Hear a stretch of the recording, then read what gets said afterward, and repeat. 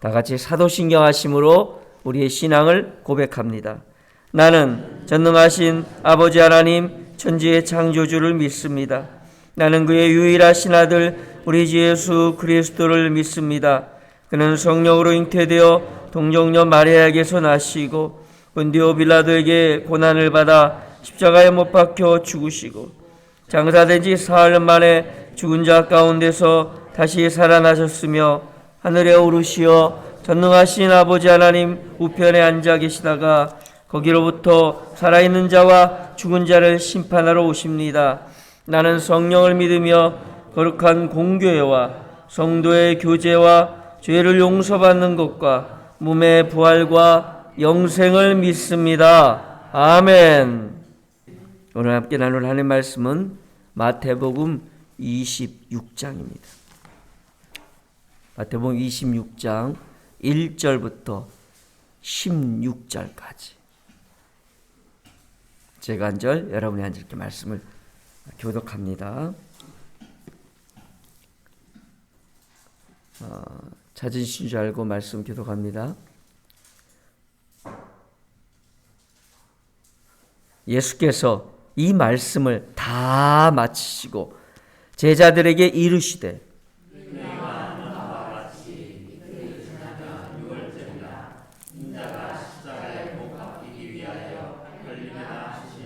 그때 대제사장들과 백성의 장로들이 가이바라는 대제사장의 관정에 모여 말하기를 밀란이 날까 하노니 명절에는 하지 말자 하더라.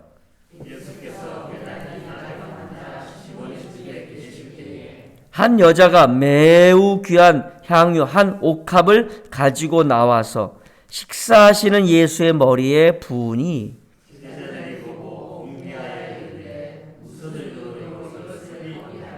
이것을 비싼 값에 팔아 가난한 자들에게 줄 수 있었겠도다 하거늘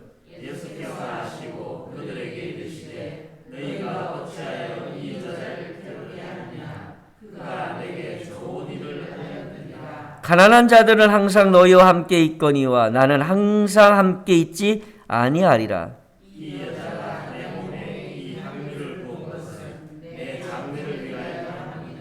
내가 진실로 너에게 이르노니 온 천하에 어디서든지 이 복음이 전파되는 곳에서는 이 여자가 행한 일도 말하여 그를 기억하리라 하시니라.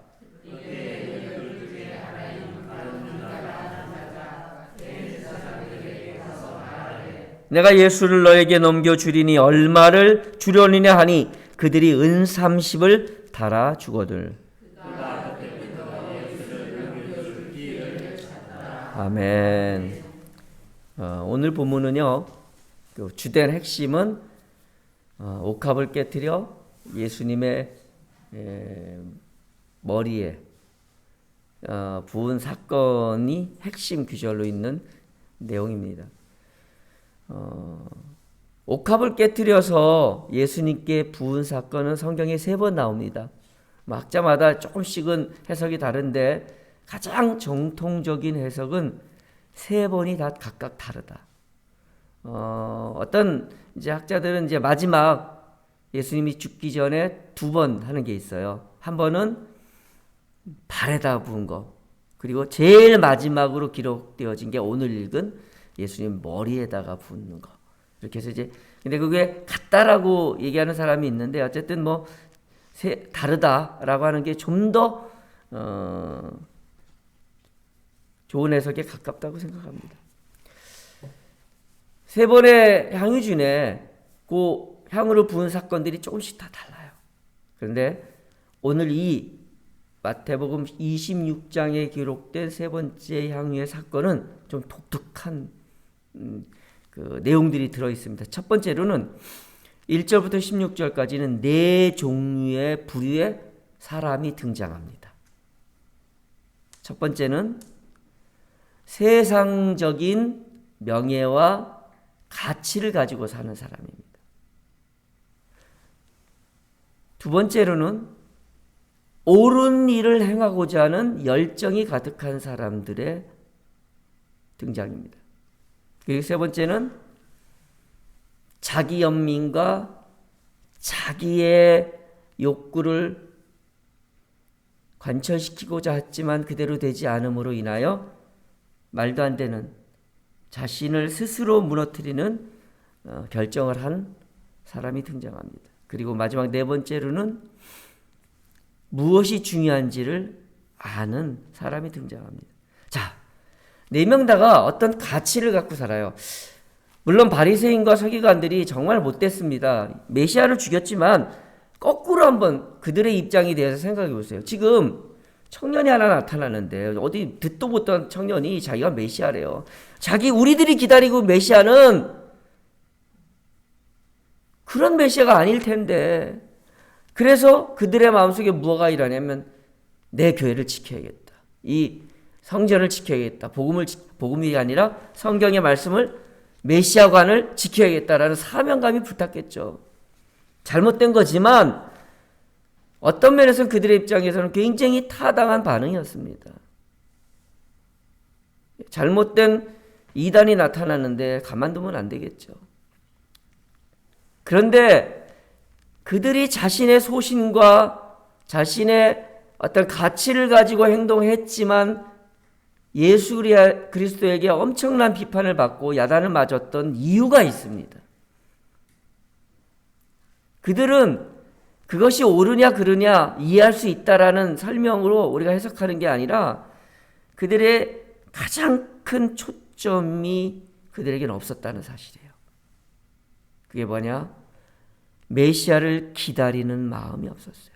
적어도 메시아를 간절히 사모하는 마음이 있었다면 그가 메시아인지 아닌지를 깊이 돌아봤을 겁니다. 그런 사람들이 나오죠. 니고데모, 아리마대 요셉. 그들도 똑같은 공의원이고 당원이고 바리새인이었지만 그들은 정말 메시아일까? 메시아하면 정말 우리가 기대하던 분인데 라는 생각을 갖고 주의했기 때문에 그들은 예수 그리스도가 메시아라는 사실을 알게 된 것이에요. 그러니까 그들에게 있어서 정말 문제는 뭐냐면 메시아를 기다리는 마음이 없었던 거예요. 솔직히. 두 번째로는요. 예수님의 제자들입니다. 멋진 말 하죠. 가난한 자들을 도와야죠. 예수님이 이렇게 가르쳤잖아. 가난한 자를 도와야지. 틀린 말 아닙니다. 가난한 자를 도와야 돼요. 그런데 책망은 아니지만 예수님에게 한마디 듣습니다. 그들에게는 이게 빠져 있었어요. 그들에게는 이게 핵심이 아니었어요. 사실은 제자들도 예수님을 따르는 헌신과 수고가 굉장히 좋았던 사람들이지만 그러나 그들에게 부족했던 게 하나가 있었습니다. 그들이 선을 행하고 멋진 삶을 살려고 노력했지만 가장 중요한 것을 빠뜨린다면 그것은 헛된 일이고 맙니다. 그 다음에 세 번째 가룟 유다가 나옵니다. 가룟 유다는 자기의 욕구, 자기의 감정, 자기의 어떤 관철하고자 하는 욕망이 강한 사람이었습니다. 처음 열심당원이었던 그가 갖고 있었던 열정은 사회개혁이고 자기가 생각한 가치의 실현이었습니다. 그런데 자기가 생각한 대로 안 되자 자기도 망가뜨리고 남도 망가뜨리는 가장 최악의 결정을 하고 맙니다. 크리스찬에게 있어서 가장 조심해야 될 것이 뭐냐면 자기 연민입니다. 자기 연민이 심하면요 어떤 문제를 발생하냐면 자기도 망가뜨리고 교우들도 망가뜨려요. 그냥 자기를 다 무너지게 만드는 선택을 합니다. 그리고 그것을 다른 사람에게 고통을 전가시키는 일을 같이 합니다.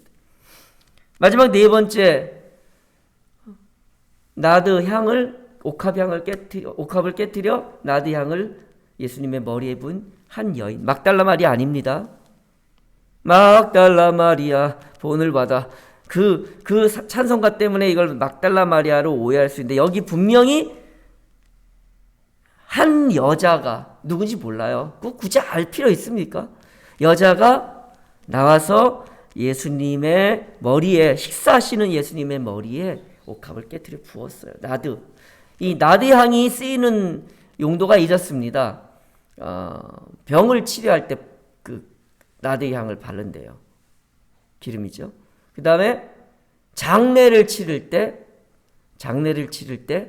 그 시신에다가 바릅니다. 그리고 이제 그 다음으로 많이 쓰이는 게 남자의 머리에 그 비싼 걸 누가 쓸까 싶은데 어쨌든 그 한 옥합 하나는 성인이 1년 동안 벌어야 되는 양의 그런 비싼 가격인데 그거를 남자의 향수로 쓸 사람이 몇 명이나 될까? 어쨌든 근데 그렇게 쓰였대요. 남자들의 머리에 향을 내게 하는 그런 용도로 쓰였었답니다.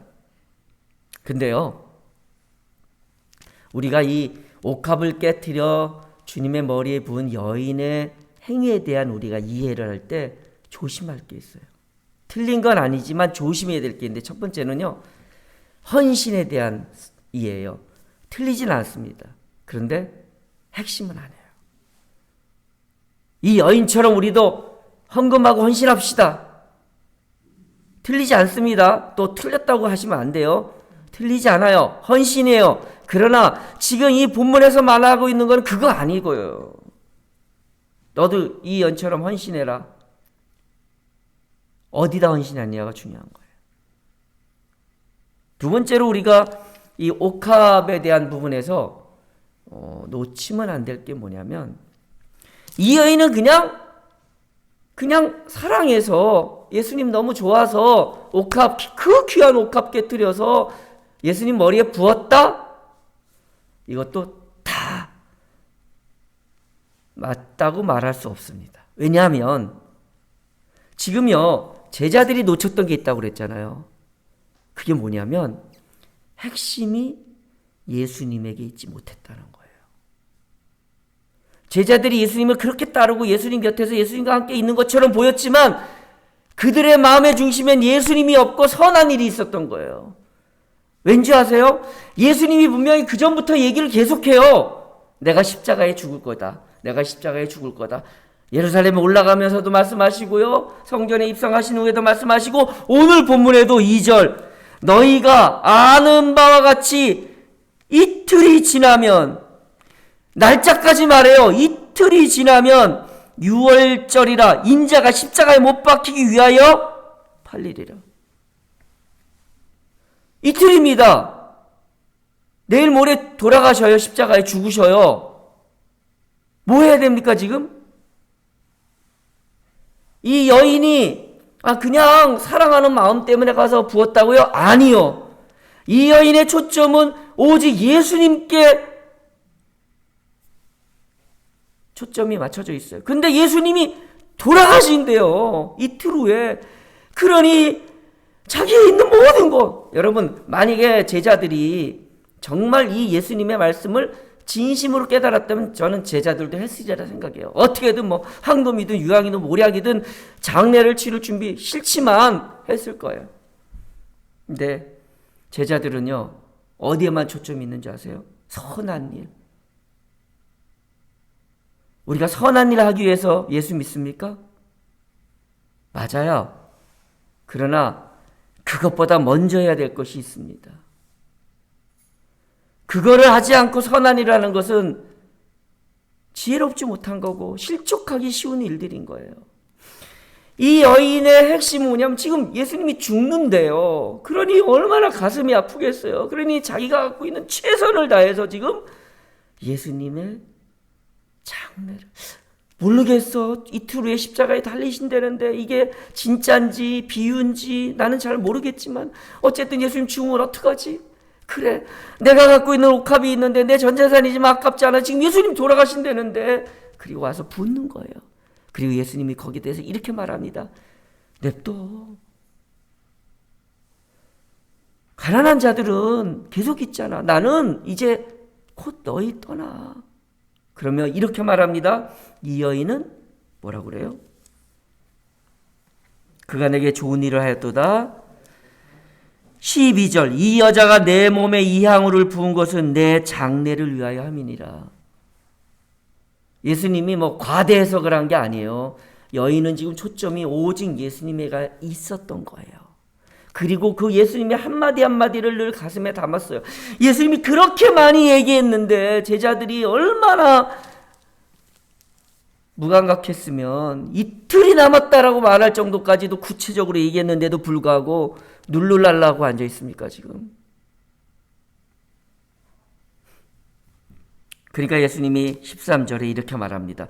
복음이 전해지는 곳에서는 이 여자의 행한 일도 기억되리라. 자, 어제 오늘 말씀과 일맥상통하는 게 있는데요. 우리가 세상을 사랑해야 돼요. 이웃을 사랑해야 돼요. 굉장히 중요한 일입니다. 주님이 원하시고 하나님이 원하시는 거예요. 그런데 누구의 힘으로 합니까? 만일 하나님께서 또는 예수님께서 우리에게 이 세상에 가장 큰 계명이 있는데 그것은 이웃을 사랑하는 것이다 그랬다면, 그리고 내 오른밤 피면 왼밤 주고 내 겉옷달라면 속옷까지 주고 오리가 자면 심리가는 그 사랑의 희생을 해야 된다라고만 말씀하셨다면, 와, 이 세상은 잘 사는 사람, 환경이 좋은 사람이 천국 가는 거예요. 여러분, 먹고 살기 힘들면 남 돌아볼 겨를 없습니다.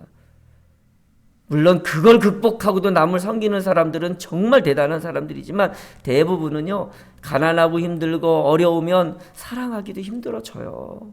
그래서 우리가 내게 필요한 일용할 양식을 달라고 기도할 필요가 있는 거예요. 그런데 주님도 그렇고 하나님도 이렇게 말씀하셨어요. 마음을 다하고 뜻을 다하고 정성을 다하여 주 너희 하나님을 사랑하라.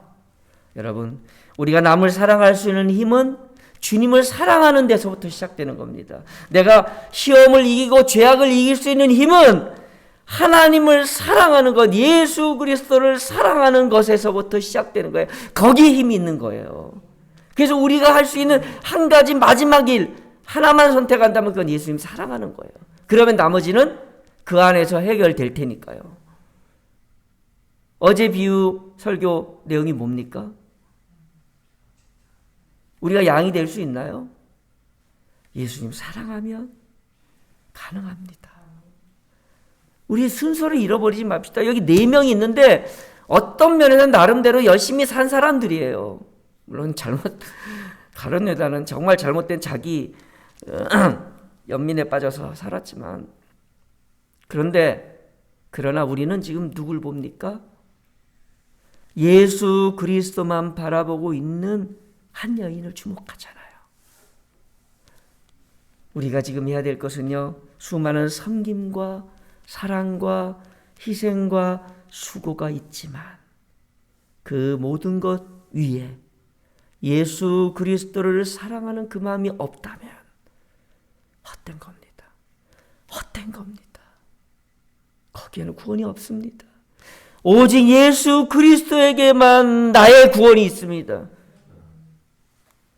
구원으로 말미암아 구원에 이르겠다는 말씀이 이제 기회가 되면 한번 나누겠는데요.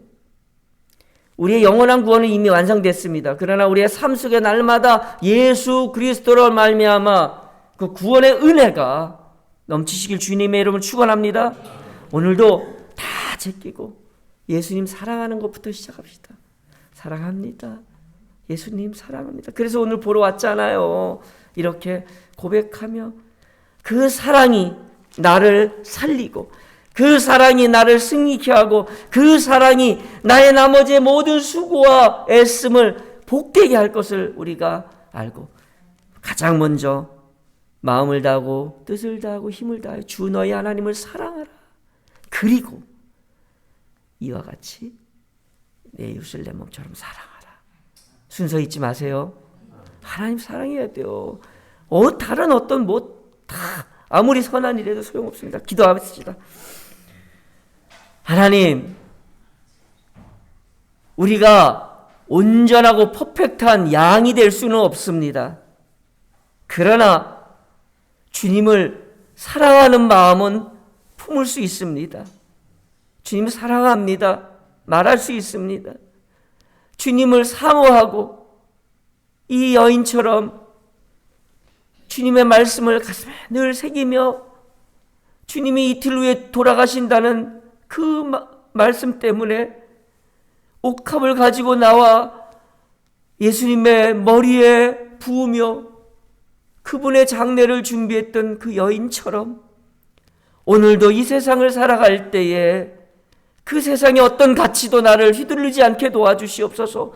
오직 예수, 오직 예수, 오직 예수만 바라보며 살아가는 이것이 나의 승리의 비결이 되게 도와주시옵소서. 나의 복된 삶의 비결이 되게 하여 주시옵소서. 감사하며 예수님의 이름으로 기도드리옵나이다. 아멘. 하늘에 계신 우리 아버지, 아버지의 이름을 거룩하게 하시며 아버지의 나라가 오게 하시며 아버지의 뜻이 하늘에서와 같이 땅에서도 이루어지게 하소서. 오늘 우리에게 일용할 양식을 주시고 우리가 우리에게 잘못한 사람을 용서하여 준 것 같이 우리 죄를 용서하여 주시고 우리를 시험에 빠지지 않게 하시고 악에서 구하소서. 나라와 권능과 영광이 영원히 아버지의 것입니다. 아멘. 오늘도 주님을 사랑하시는 여러분들, 저는 여러분들이 주님 얼마나 사랑하시는지를 봅니다. 그 아름다운 사랑으로 여러분 오늘도 승리하실 것입니다. 오늘 그 사랑으로 살아가는 복된 하루 됩시다. 같이 주님 한번 외치고 기도합니다. 주여, 주님 사랑합니다. 비록 나의 삶이 주님 마음에 온전하게 들지 못할지라도 오늘 이 아침에 고백합니다. 주님 사랑합니다.